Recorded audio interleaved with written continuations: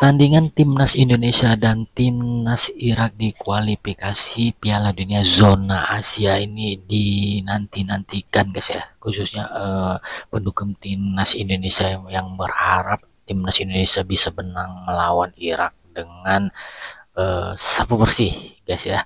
Dan selain kita warga Indonesia, muncul juga komentar atau prediksi dari warga Malaysia tentang kemenangan Indonesia melawan timnas Irak guys. Oke, kita bakal reaction videonya di channel The Wanderer yang berjudul bagaimana kita bisa bersaing dengan Indonesia. Malaysia bahas kemenangan Indonesia lawan Irak, prediksi. Kita langsung aja ke videonya. Check it out.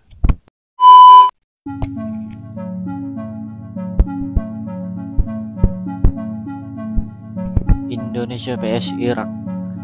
Track paper atas kertas aku rasa Indonesia ada peluang yang cerah untuk layak pusingan ketiga. Thailand.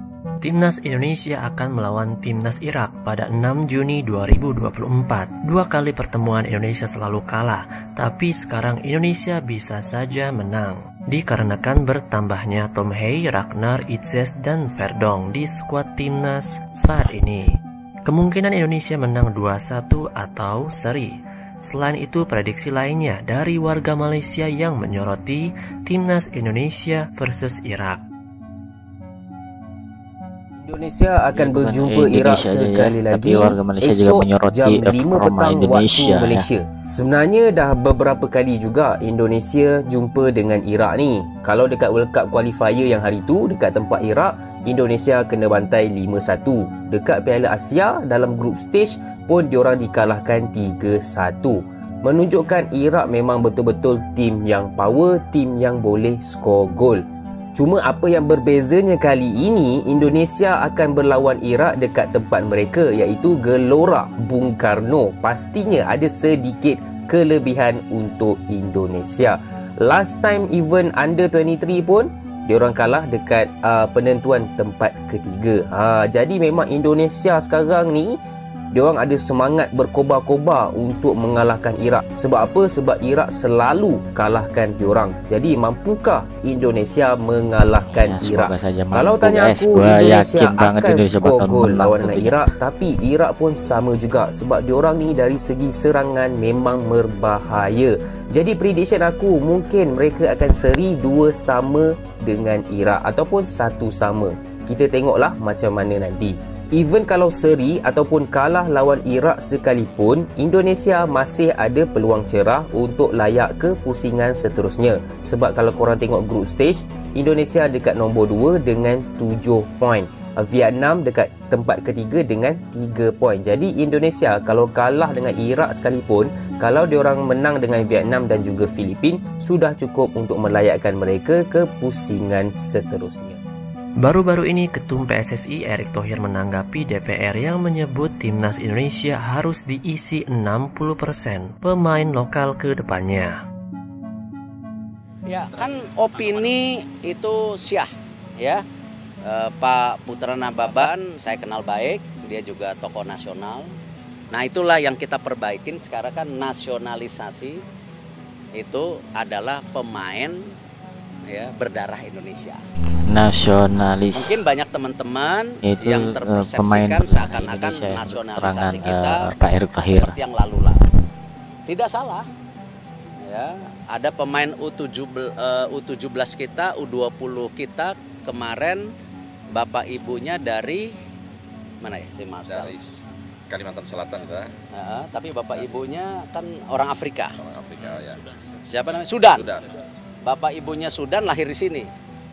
Punya KTP, punya dia orang apa ya? Ya orang kita udah lahir di sini gimana ya kan? Nah jadi kita juga mesti membuka wacana bahwa olahraga ini makin global. Ya, tetapi kita punya strategi besar bahwa namanya naturalisasi adalah pemain berdarah Indonesia. Ya. Dan kepentingan tim nasional bukan klub. Dulu naturalisasi banyak kepentingan klub. Begitu dinaturalisasi, dipakai tim nasional, ogah-ogahan, gitu kan. Tetapi main di klub seger, ya, dan kualitasnya tidak standar tim nasional. Nah ini nggak bisa. Ya. Walaupun masih ada pro dan kontra, pemain keturunan Indonesia, timnas Indonesia justru mendapat pujian dari Malaysia dan mengkritik ketua federasinya. Saya memang sedih saya tengok contoh yang terbaru untuk macam contoh baru ni lah, macam Indonesia. Dalam keadaan dia macam mana kena gantung kerusuhan di stadium, tapi dia orang bangkit sekejap je. Bulegi power akhir Piala Asia B23 hampir-hampir nak pergi ke Olimpik.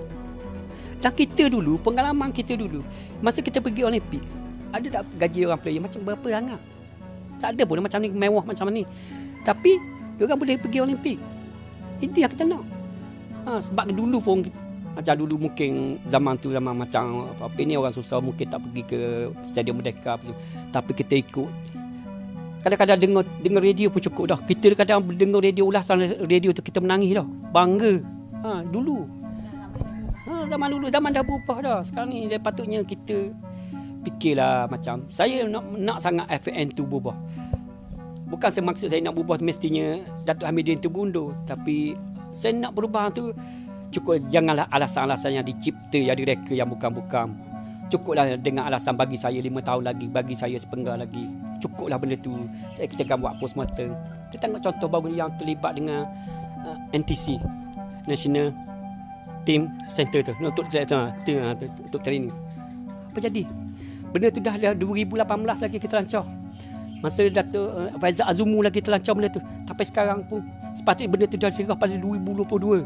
Sekarang ni patut pula 2025. Tapi apa lagi? Benda satu pun tak nampak lagi. Apa cerita? Sebab tu untuk kepentingan negara. Kalau benda macam ni yang sepatutnya diutamakan. Pasal ni kepentingan negara, aset negara.